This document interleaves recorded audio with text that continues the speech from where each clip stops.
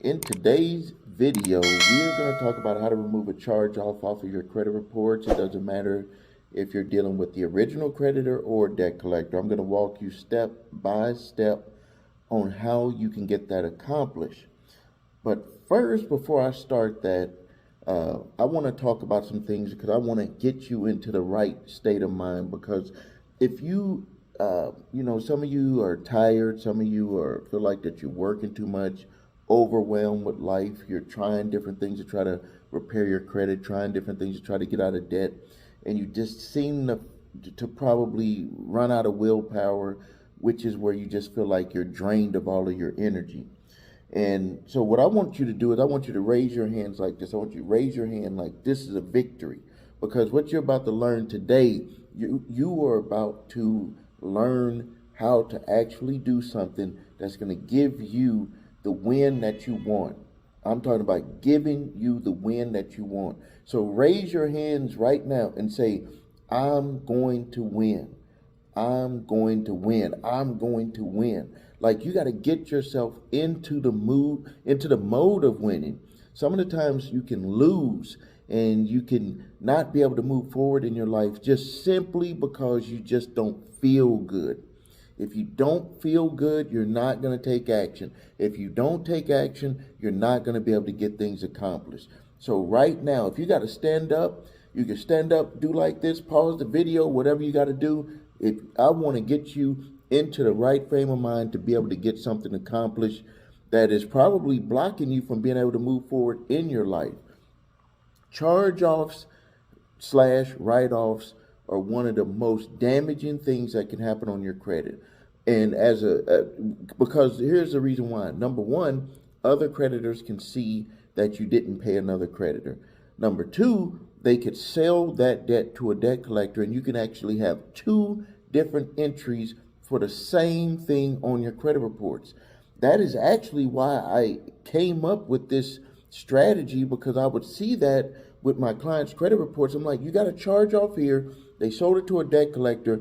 Now they have it on there, and it even shows the original creditor's name on there. And I'm like, they're actually penalizing you twice. And then another shady thing that the debt collection companies will do to actually hurt you 3 times is they will buy the debt, put the information on your credit reports, and then they will put it on your credit reports as a positive item where it won't hurt your credit. It could actually make your credit go up a little bit because it'll look like you just added an account. And then all of a sudden they will market a collection. Like, they'll try to get in touch with you to try to work out something, or send you some letters in the mail, and you don't respond, you don't work out anything. Then the next thing they do is they market as a collection. They market as a collection, and it'll drop your scores sometimes 30 to 40 points. And you're thinking, it was already on there. Why did it just now go down? It's because they used that little bitty loophole that they can utilize with the credit reporting agencies. So again, just to review, what they'll do, they'll buy the debt, for a charged off debt from the original creditor. You already got penalized for having that on there as a charge off, and then they're going to put their information on there, and it's going to look like you opened an account. That's the way that it looks. And then what they'll do is they'll mark that as a collection, and when they do that, your scores are going to drop down. I've seen that happen over and over and over again. So let's talk about what you need to do to get a charge off removed off of your credit reports. So first thing, step number 1 is that we want to look at the statute of limitations. Still to this day, I see credit reports from clients that have debt that is past the legal statute of limitations to collect. Now, there's 2 statute of limitations though, so let me be very clear about that. There's a statute of limitations to be able to report on your credit reports. And that's a 7-year statute. If you don't do anything, it should drop off after 7 years. We've seen it not drop off after 7 years. So you're going to need to always be proactive when it comes to your credit. Also, there's a statute of limitations state by state on collecting the debt. So one of the misconceptions that a lot of people make is that they think that a charged off account that is past the legal statute of limitations to collect in their state, which could be, depending on what type of account, it could be as little as 3 years. That information, because no one can collect it legally by taking you to court, and you don't have to legally pay it, that it should come off of your credit reports. No, there's 2 different statute of limitations. One is the Fair Credit Reporting Act, which is a 7-year statute on a good or on a negative or positive account. And then you have the statute of limitations to collect on the debt. That's a whole different statute of limitations. So, but we utilize that when we're getting this information removed. So we're going to, number one, check the statute of limitations. On collecting the debt, we want to just look at the statute of limitations on collecting the debt and look at the statute of limitations on reporting the information on your credit reports. Next thing that we want to do is we want to see if did the original creditor sell the debt, or did the original creditor still have the debt as a charge off and they maintain the debt. So this is what we're going to do. Now, the first thing, if the original creditor maintained the debt, just to be transparent with you, if they prove information, you could still end up having to do a settlement on the debt. And as a matter of fact, that could even work sometimes with the debt collection companies, and it's going to go with what your ultimate goals are with moving forward in your life. So, but let's look at it real quick. If it's still with the original creditor, what we want to do is we want to look at these points that we could dispute with the bureaus, because according to the Fair Credit Reporting Act, everything has to be 100% accurate on your credit reports. Also, according to the CEOs of the big 3 credit reporting agencies, they said that it is not up to them to make sure that your information, our information, is 100% accurate on the credit reports. It is solely up to us. Furnishers put information on there. All they have to do is have a few data points to say this is the individual that we want to put the information on the credit about. That's all they have to do. That's what's required. It does not necessarily require that information to be accurate. It's supposed to be accurate, but who is supposed to make sure it's accurate? It's us. And that's why we have this business doing it, and that's why you need to pay attention to this video if you have some of these issues with charge-offs on your credit report. So, if we're disputing with the bureaus, with the original creditor, what we're going to want to do is we're going to want to dispute the balance accuracy, the dates open, dates closed, the charge off, the last reporting date, and activities. There's other things that you can also look at on there. I don't want to go too far and overwhelm you with all of the points, but you can grab copies of your credit reports and you can look at each line. It's not just saying the account number or partial account number, and it's not just showing the creditor, and it's not just showing your balance. It's showing a lot more. Maybe now you can go there and you can pay attention to everything, and you can make sure that it's being reported 100% accurate. As a matter of fact, a lot of people call this factual data. That's the term, that the quote unquote term that everybody is using. So you want to dispute that. Now, if they sold it to a debt collector, I'm going to share a strategy with you where you don't even have to worry about that. I'm going to share a strategy where you'll be able to get that information, that original creditor information, removed or marked paid for less. So now, continuing disputing with the original creditor, so that's what you would dispute with the bureau. Anything that you find on there that is inaccurate with that charged off account information, you're going to dispute that directly with the furnisher. Directly with the credit reporting agencies, because that is your right to be able to do that. Now, moving over at the same time, you want to dispute with the furnisher. And now let me tell you some things that I want you to pay attention to with the furnisher. Is you want to get all of your payment history from the furnisher, because you want to be able to reconcile that with what you see on the reports. They could actually remove the entire information off of your credit reports simply because you found inaccuracies with the way that they're reporting it on your credit reports with your payment history. The next thing is the terms of service. You want to review the terms of service to make sure that they did not violate anything on the terms of service that they had you sign. So yeah, they have us sign the terms of service, but did they violate anything in that terms of service? The next thing is the privacy. when did they sell your information to other parties without notifying you, or do you feel that that they somehow got you to sign off on that and you didn't have any other choice and they were selling your information? You can actually use that as leverage to be able to get that information removed off your credit reports, because we all know that these companies do it. They send us these updated privacy policies and they say that they're able to sell our information to other companies. Well, maybe the company that they sold your information to, that company did not utilize your information in the way that you thought it should be utilized. Maybe they kept sending you information over and over and over again. It's different if you signed up for it, but if they sell your information to another company and that other company abuses the information, they could, be held liable, but you can use that as leverage to get that information off of there. You would just basically say, hey, this is what happened to me. This is the experience that happened to me from information that you sold to one of your partners. But as a remedy, as relief, I would accept that you take that information off my credit report, your information off my credit report, and also don't resell my information to anybody else. Next thing is truth in lending. You want to make sure that the truth in lending report that they gave you matched up with what you signed. I see problems with this a lot with repossessions where the truth in lending, it just didn't add up. Even if the person paid all of the payments the way that they claim on the truth in lending statement, the car would not be paid off. We don't usually pay attention to that stuff. I do, but I admit that in the past I didn't. And I try to tell people you got to pay attention to that stuff, because for some reason there's some car dealers and some lenders, especially if you're ever dealing with payday loans, they will sneak that stuff in there and you'll be like, what, this did not make sense. But usually end up finding out it doesn't make sense when you have trouble with paying the loan back.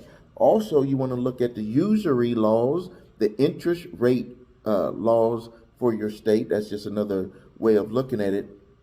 I found that with these payday loans, a lot of these companies have interest rates that are not legal for the state that they're actually making loans in. I'm seeing this a lot with these internet payday loan providers.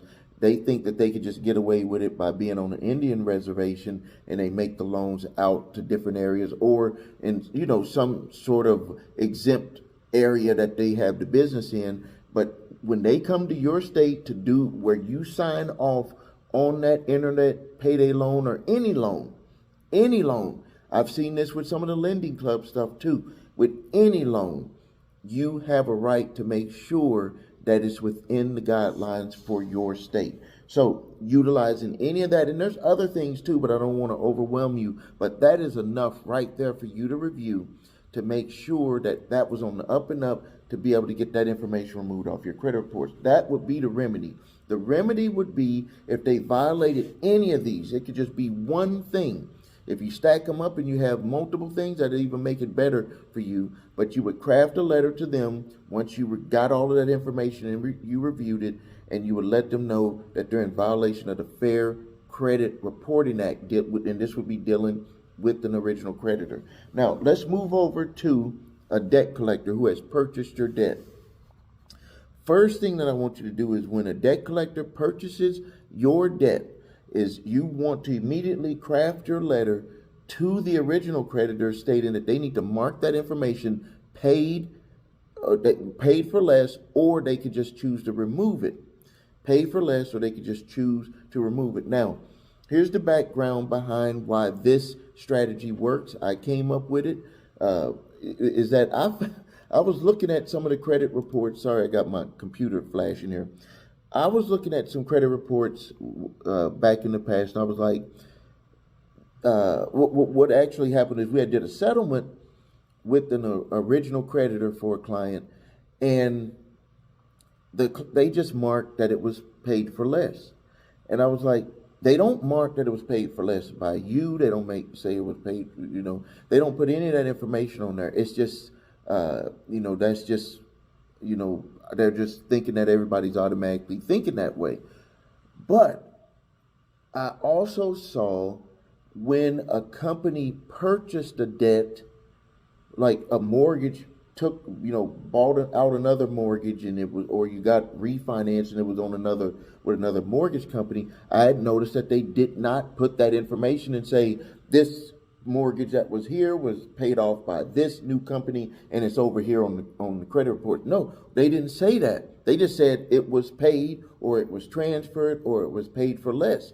And I was like, that seems very peculiar. That means that no matter what, the way that it's supposed to be reported is that if the account was settled for less, they just mark settled for less. They don't put settled for less by this individual, or settled for less by a debt settlement company, or they don't put that on there.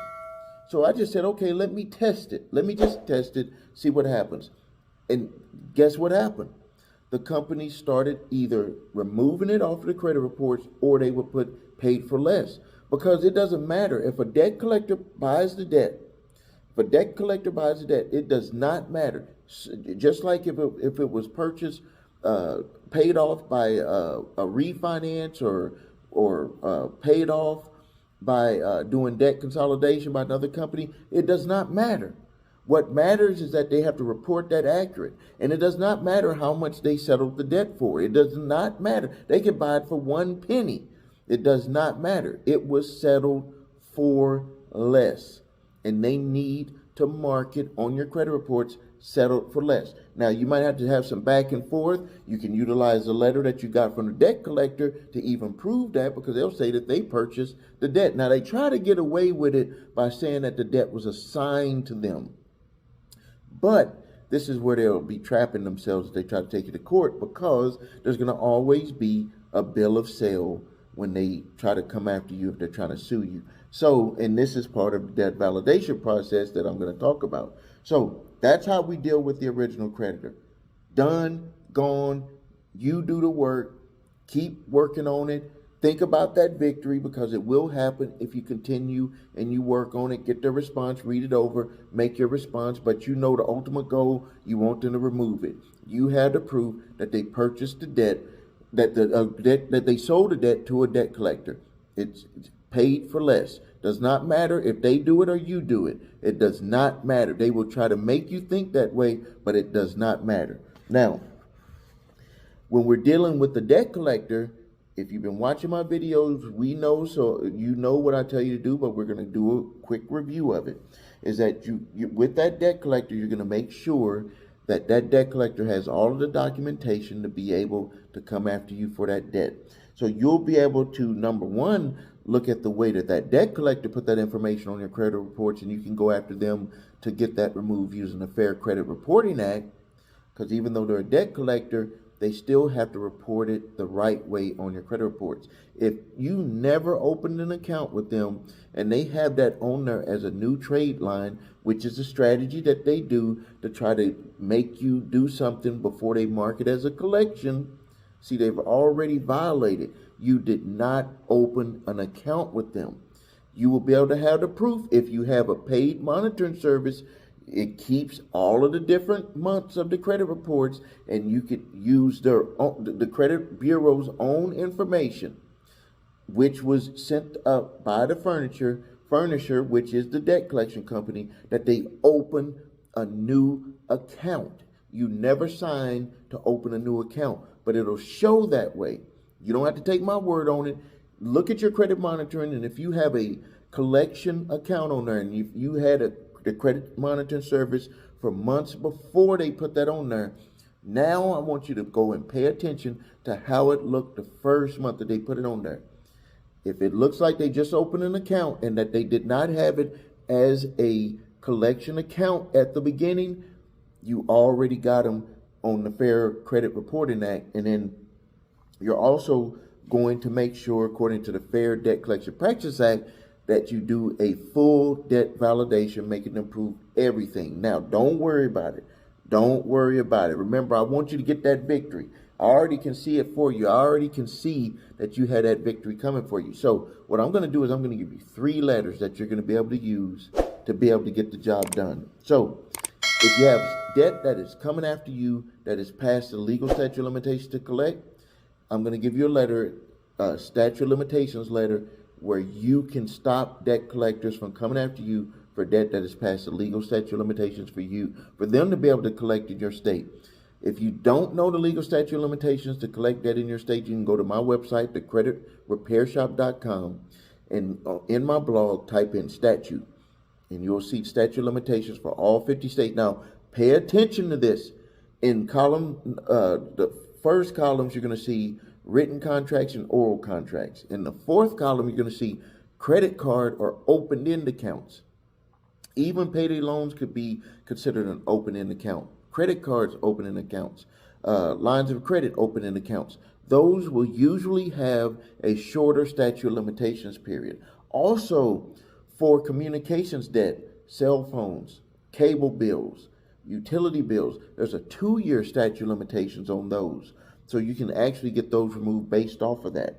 And then, but I'm going to give you a letter, just in case the debt is not past legal statute of limitations. I'm going to give you 2 more letters that you can utilize to do a debt validation with them, and to see by using the first letter to see if you can maybe stop them from even trying to collect from you. Now, when you do the statute of limitations letter, there is no need to do a debt validation. There is no need to do a debt validation when you know that your debt that they purchased, even with the original creditor, is past the legal statute of limitations to collect. Now, the legal statute of limitations starts from the last payment. That's why it's very important for you to have a paid credit monitoring service, because it will have the last payment activity date. From that date is when the clock starts to tick. Even if it wasn't charged off yet, from that date is when that statute of limitations clock starts to tick. Now, if your debt is not past legal statute of limitations, I'm going to give you my other letter, which is a cease and desist collection activities letter. This letter will ask the debt collection company certain questions that will make them understand that you are not just going to roll over and allow them to just run over you with the debt that they've purchased. They have to prove it. They cannot just walk up to you and say, you owe this debt. They just cannot do that. They cannot just send you a letter and say that you owe this debt. This letter that I'm going to give you is called a cease and desist collection activities letter. This letter will ask them specific questions to make sure that they have everything to come after you for that debt. And they might have a little bit back and forth, so I give you another letter, which is a debt validation letter that you can ask additional questions. But mainly, when they send you their response, if they don't answer all of the things that's on that letter, you just send them back and say, hey, thank you for responding, but you forgot to put this, and this on there. All right. If you need help with your credit, please visit thecreditrepairshop.com. Watch the video, what makes us different, so you can see my 8-point validation process, my 2-phase settlement process. If you need your credit reports and scores, go to the website, the3scores.com, to grab your TransUnion, Equifax, Experian credit reports and all 3 scores. Links are below this video. If you have debt collectors coming after you again, the link is below this video. Grab my cease and desist collection activities letter, debt validation letter, and statute of limitations letter. Thank you for your time. Please subscribe to the channel, post your questions and comments. This is Stephen A. Williams, President and Founder of thecreditrepairshop.com.